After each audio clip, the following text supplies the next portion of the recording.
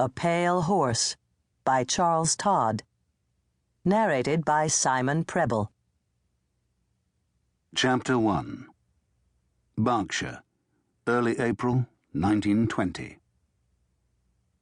It was nearing the full moon, and the night seemed to shimmer with light. He walked down the lane and turned to look up at the hillside. The graceful white horse, cut into the chalk by ancient Britons, galloped across the green slope without stirring from its place. He couldn't see it without remembering.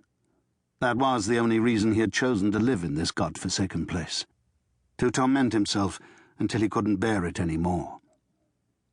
The horses had died too in that first gas attack. It wasn't just the men. The poor beasts couldn't know what the low-lying mist wafting toward them brought in its wake. An eyewitness had likened the cloud to a great horse moving across a barren meadow, ambling toward the barn for its dinner. Not hurrying, not drifting, just moving steadily without apparent purpose, without apparent design, following the wind as the horse followed the scent of its stall and the fresh hay heaped in the manger. But like the pale horse of the apocalypse, on his back rode death, and hell had truly followed them.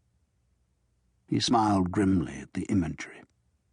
He hadn't been there when the Germans unleashed the chlorine attack against the Allies at Ypres, yet it had changed his life in ways no one could have foreseen.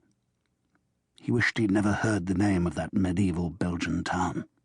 He wished the Germans had never reached it, or that the British had left well enough alone and let them have the wretched place. There was a silver flask of brandy in his pocket, and he felt for it, uncapped it, lifted it to his lips, then paused.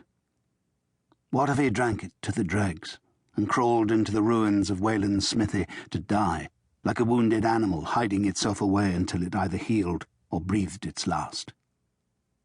Would anyone care?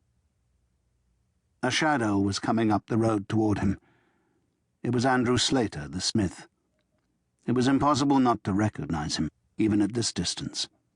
Andrew was built like a church tower, tall and broad and solid. But the man didn't turn at the lane.